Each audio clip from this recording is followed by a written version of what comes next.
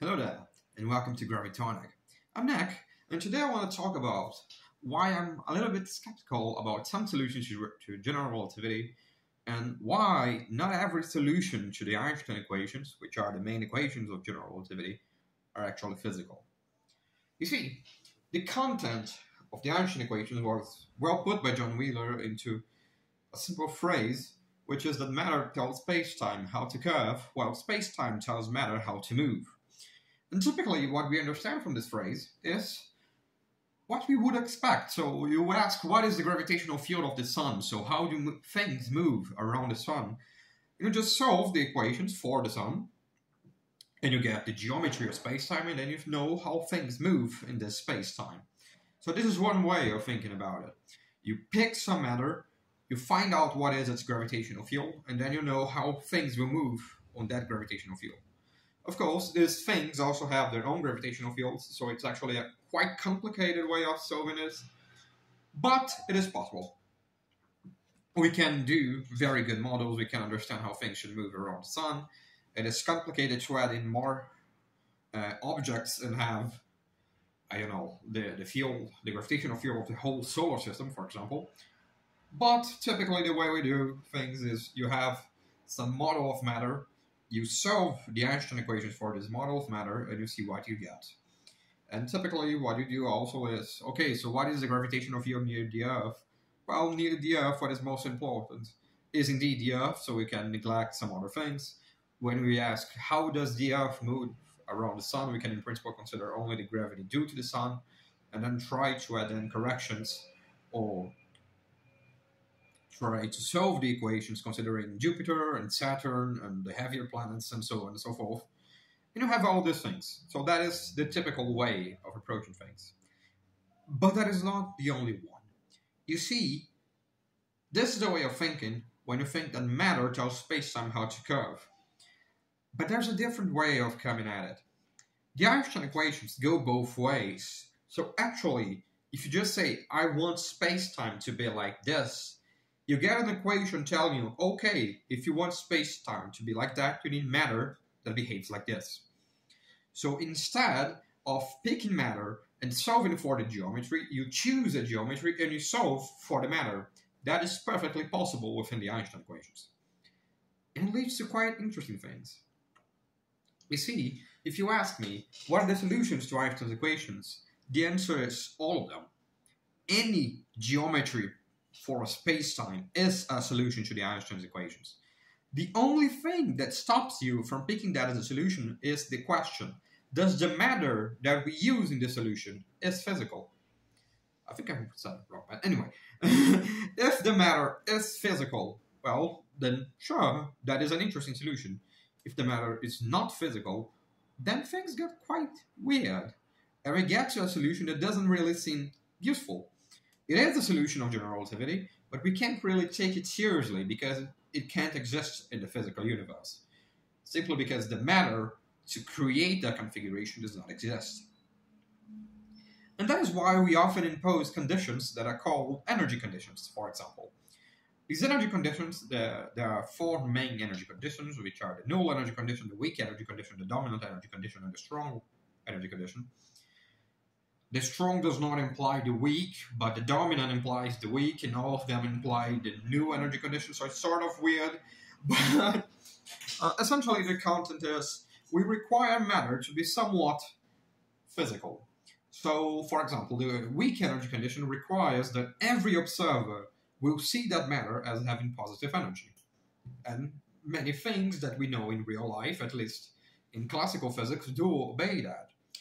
Similarly, the dominant energy condition says that not only every observer sees matter as having a positive energy, but also no observers at all see an energy flux going faster than light. So it always a causal flux. And you have all of these things.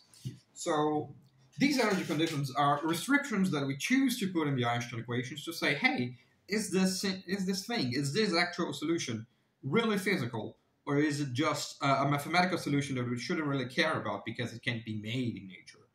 You see, if you choose matter that violates the new energy condition, well, all classical matter obeys the new energy condition. So you won't get that unless you start to use quantum mechanics, and then things get a little more tricky. There's a lot of complicated issues with that.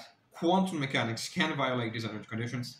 However, as has been recently shown by Arderucio and Matsas, and I'm going to leave the reference in the description because I really like it, what happens in the main example of nature violating the new energy condition due to quantum effects, which is called the Casimir effect, you just bring two plates together, and it turns out that if these are conducting plates in a certain sense, then you're going to get, due to quantum effects, a negative energy density in between the plates.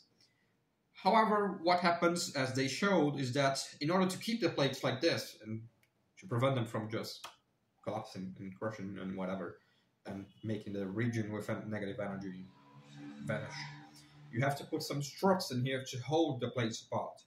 And due to those struts, who in fact need to obey the dominant energy condition because they're classical, the fact that this classical struts are needed to keep the plates separated will have you have enough matter with a regular behavior so that your average density, so the total amount of energy that you have in here, not average, sorry, the global energy of this object, which has negative energy density somewhere, but has positive energy density elsewhere, is actually going to be a positive energy object. So you have all of these nuances. I'm going to try to leave this paper in the description because I find it really, really nice and interesting. And you have these complications. This notion of just trying to prescribe a geometry and seeing whatever comes out was employed, for example, by Miguel Alcubierre in the 90s. Not sure if that is the correct pronunciation, talvez. I just spoke Portuguese, sorry. Anyway, yeah, he's Mexican, so I don't really think Alcubierre is the correct pronunciation. That sounds too French for me. Anyway, Miguel Alcubierre used this idea to prescribe a geometry that he wanted. He was, as far as I know, a really good fan of Star Trek. And Star Trek uses a lot the concept of a warp drive. So it's a sort of mechanism by which they can go at speeds seemingly faster than the speed of light. And Alcubierre prescribed a geometry that allowed one to build a warp drive in general relativity. So they would build a bubble of spacetime that would move through spacetime faster than light. But since this is only a bubble of spacetime, it's not actually violating anything. So it's perfectly allowed by general relativity. And the price was exactly what kind of matter do we need to build this. And it turns out that you need matter with negative energy. And then it was something like the amount of energy in the universe, but with the sign changed, or something like that. There are really great videos by PBS Spacetime and Warp Drives. I really recommend them. And so you have these difficulties in which the original warp drive solution was not really physical, so it was interesting, but more from a technical perspective, from you studying general relativity and trying to learn what it does, how it works, and so on and so forth. But it really wasn't possible to build in the universe, to the best of our knowledge at least.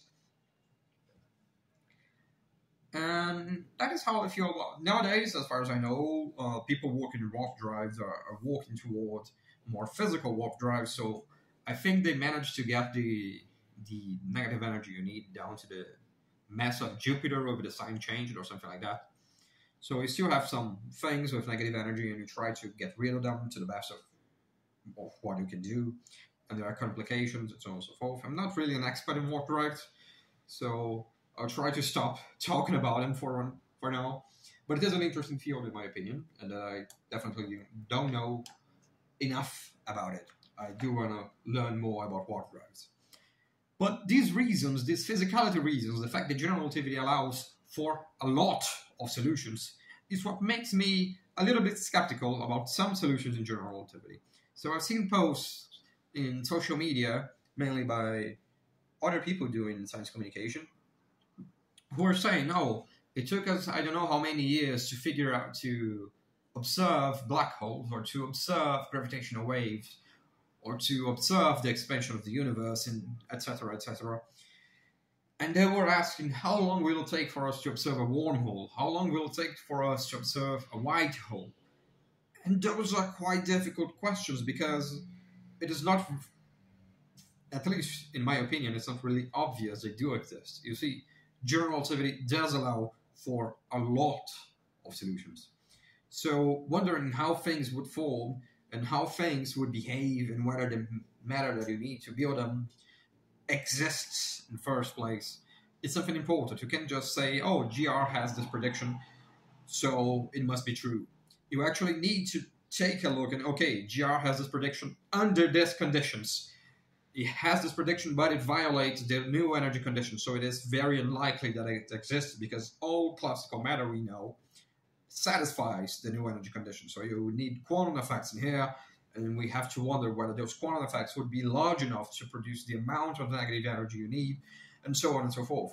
So it is actually something very complicated, and due to that, I tend to be quite skeptical about white holes, at least, because, you see, when it comes to black holes, in the 30s, people already knew how exactly a black hole could possibly form, so there was some ideas about how a star could collapse to form a black hole and stuff like that.